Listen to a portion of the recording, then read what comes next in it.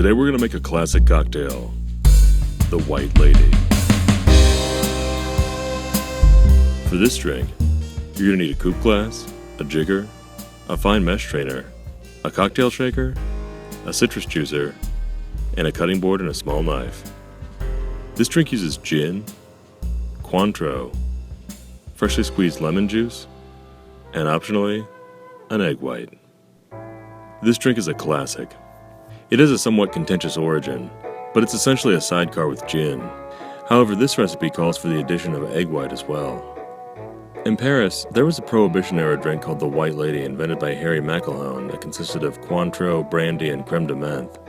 Then in London in 1930, roughly 10 years later, Harry Craddock published a drink that was also named the White Lady in the Savoy Cocktail Book. Craddock asserted that he invented the drink, and it was his version with gin, Cointreau, and lemon juice that became famous. But McElhone also claimed the gin version was his invention, and that he modified the original creme de menthe recipe before the Savoy was published. His books didn't really back up this claim, but that didn't stop him from making it.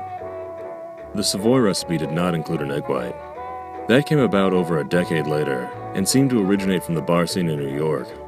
Most recipes you'll see for the White Lady use the Savoy recipe. However, I like the New York version. Like a whiskey sour, the egg white adds an amazing texture, and helps round off the edges to give it a real smooth flavor.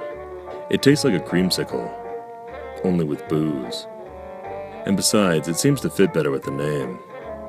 But if egg whites aren't your thing, feel free to just leave it out. Before I get started, I like to cut, squeeze, strain, and bottle my lemon juice. That way it's easier to pour when it comes time to measure. We'll start by chilling our glass, fill it with ice and water, and set it aside.